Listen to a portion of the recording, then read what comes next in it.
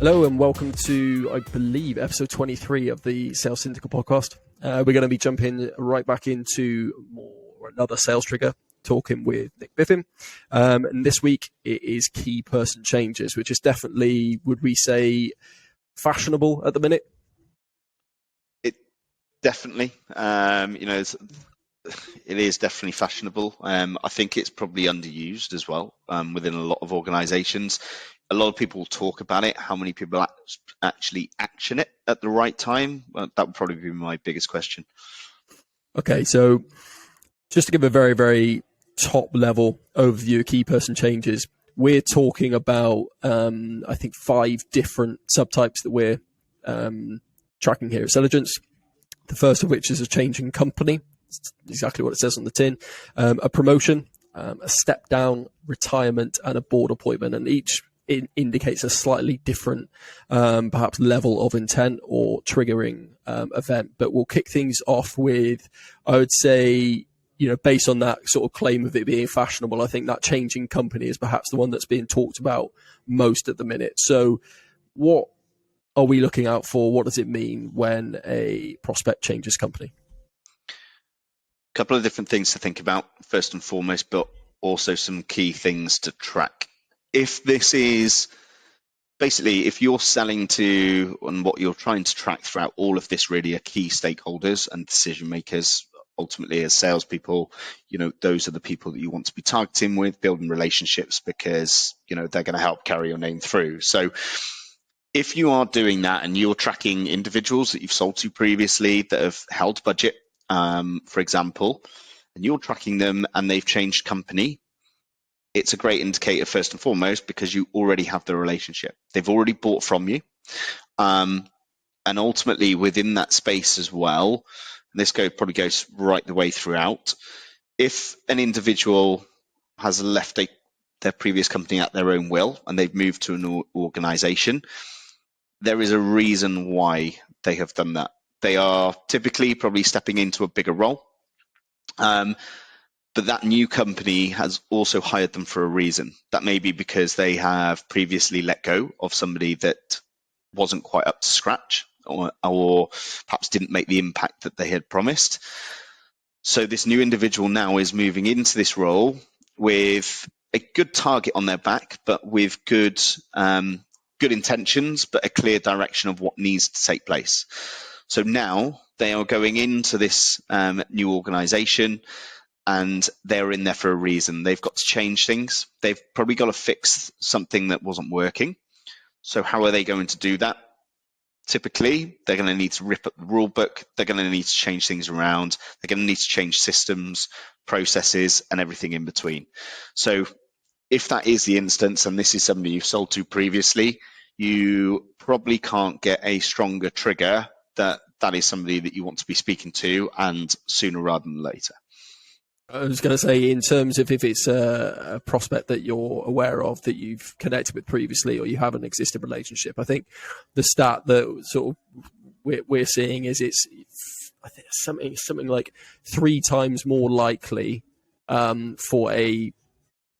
someone that you already have an existing relationship with to buy compared with someone who you're reaching out to cold. 100%. And ultimately, if you have built the relationship correctly, then, there's a fantastic opportunity there that actually they may just come straight to you and make your life really easy. But if you've got that existing relationship with somebody, how they work, hopefully they haven't sold you a load of crap and, have been very honest around where the product is, what the product roadmap is going to be, or what their services offer, then, you are 10 steps forward to a degree than any other competitor that's trying to get in there as well. And this is sort of, a hybrid between the changing company, perhaps the promotion one. But if you've got someone who is changing company and they're going into a new executive role at a company, then that's, again, a very, very high intent, a pre-intent, high value triggering event. Again, I think the stat is something like new execs that go into a role will spend 70% of their budget in the first 100 days. Do you want to just talk us through the reasons for that?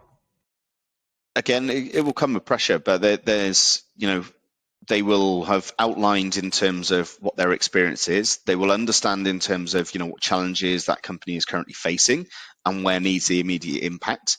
Now, likely within that, if they are an exec, key stakeholder, somebody that holds budget, they will have had that conversation within the interview process to say, look, I can do this, but what budget do I get from day one? What am I allowed to do? What can I change?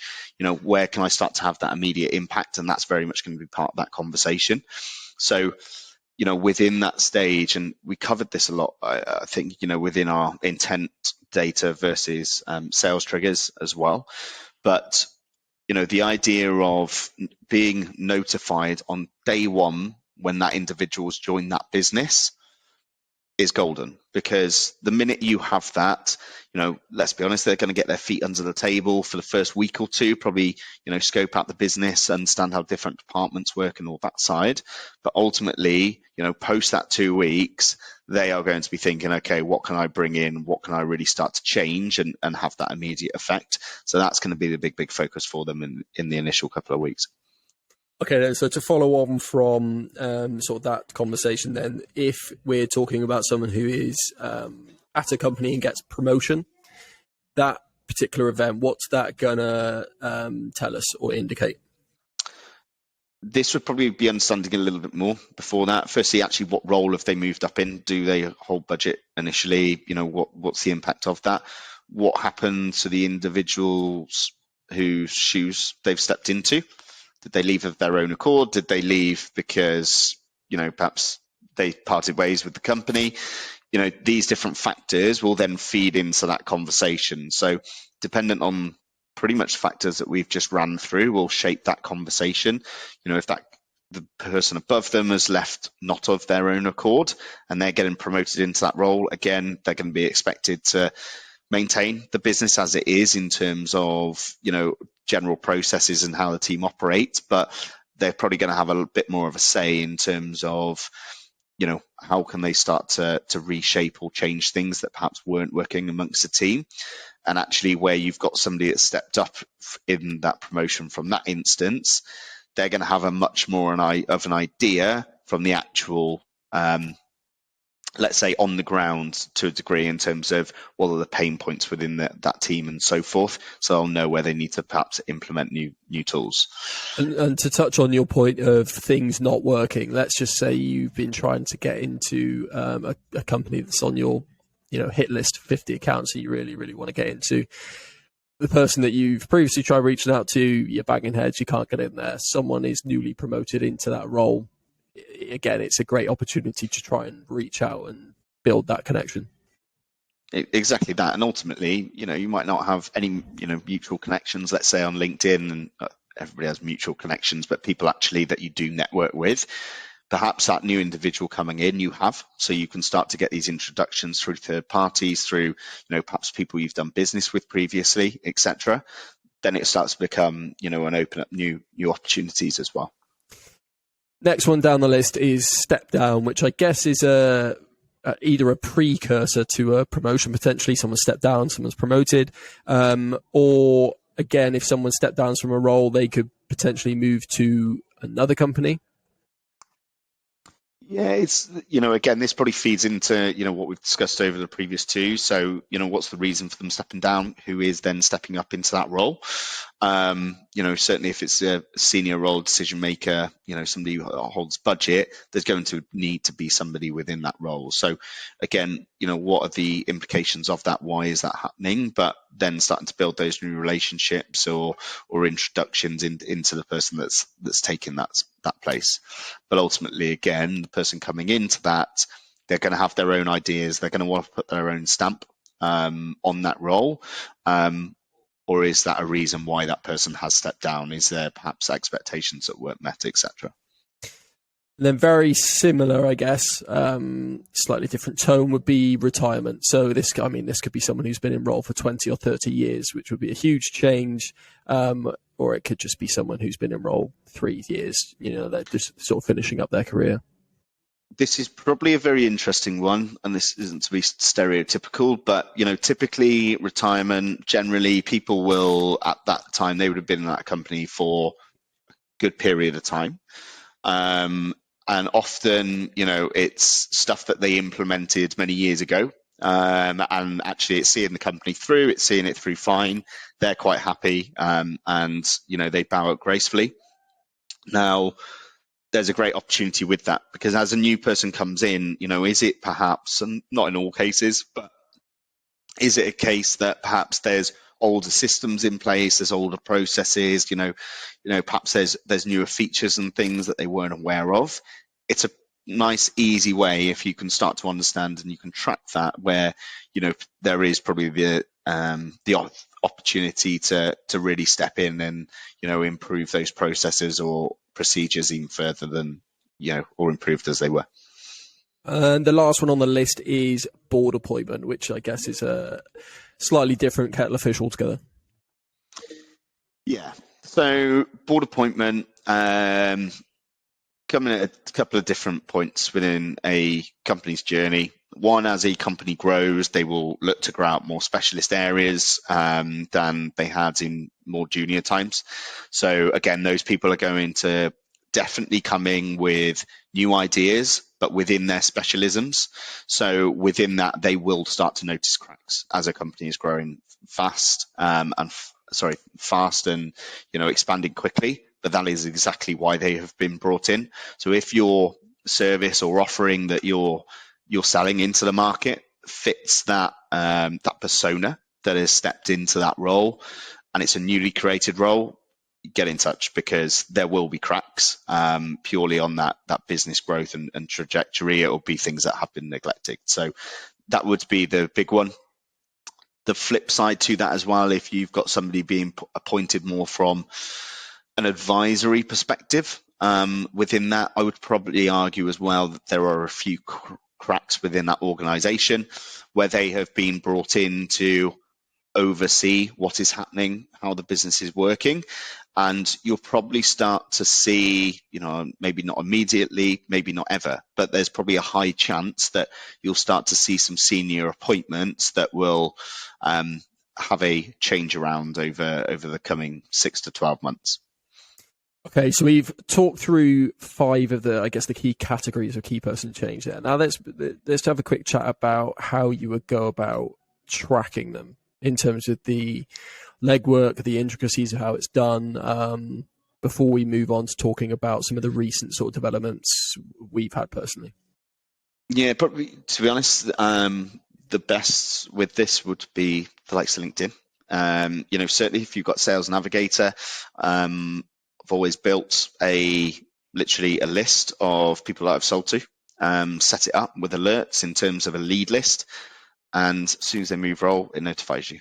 But, typically, not always, but as people move into a new business, new role, they'll update their LinkedIn profile and it's going to tell you. So, as long as you can keep on top of that and you are absolutely rigid with it, to build out that list and ultimately, keep in touch as well, that's where you're going to start to see and build that up over time. It is dependent on tenure within a business, because typically these people aren't going to move every 6 months. But if you can start to play the long game, then over time start to build that out, it'll start to pay dividends. Yeah, I was going to say, I guess the downside of that is you have to know who they are before you've added them to the list. So you're only really you're only aware of job changes for the people that are already on your list. Whereas if you're able to track your entire market in terms of companies you didn't even know existed with new executives or sector, that I guess that's the bit where the very manual side of it, the legwork sort of comes into it. Yeah, exactly. And it's more, what appointments are you trying to track and who's changing them? If they're an advisor or let's say a senior exec that sat on the board, perhaps the likelihood of them really updating that on LinkedIn is probably not going to happen. It's going to be more within like news articles or like updates on company websites, that type of thing. That's where you're going to notice that. But if you are looking for somebody that's in the day-to-day grind, let's say, of that organization, heads of, directors, perhaps some people at board level, then those are the types of individuals that you can start to track on the likes of LinkedIn. Okay, then. So let's sort of flip it slightly. That I just want to touch on the recent developments we've had internally, because we have tracked the key person changes for quite some time now, one of the 116 triggers that we do track. But we've made some recent sort of advancements in that, whereby we're now pulling a lot more. So I guess we're not going to go necessarily into the intricacies of how that's going to, how that happens, but in terms of the value that brings you as a rep or a recruiter, let's just talk through that particular trigger within the platform? Yeah, and again, this is very dependent, to be fair, on your sector as such, and how niche or how broad that can go. But if you're within an organization where you're selling a product that can be used in millions and millions of businesses, the chance of you'll never have that market fully mapped out. There's always new businesses growing, there's new things happening, and then if it is that big, then how are you tracking all those individuals? You're just not. So the ability to have that just brought to you based on market segment in real time is an absolute game changer. But again, the flip side, those people that have got those markets mapped out and they know, where you're managing 100 accounts or, 200 accounts, what kind of granularity are your team actually getting into? Are they digging to find out that kind of information, or is it something you're noticing a couple of weeks down the line? Do you know that they're moving? Again, having that in real time can aid that. If your, staff or sales reps are very, very good at that, then fantastic. But it does provide a bit of a safety blanket to ensure that is actually taking place. And I just, whilst you were sort of running through that, I just did a quick search on the platform for market movers based out of the UK or filtered down to the UK in the software industry, and I can see even here like today, and you're looking at losing VPs of sales moving, VP of data going from Tide across to Sten. That's just to give you a bit of context in terms of the level we've got. It's just SnapLogic appointing. I'm not going to go appointing John as a VP of East, for example. We've got head of DevOps, and these are great roles for you to be reaching out with in terms of that VP, those director levels, those heads of, as we've already sort of discussed, brand new, or they're new into the position. And that first 100 days is so imperative. And we've got, tens of leads there where the announcement or that move has come today, which is the prime time.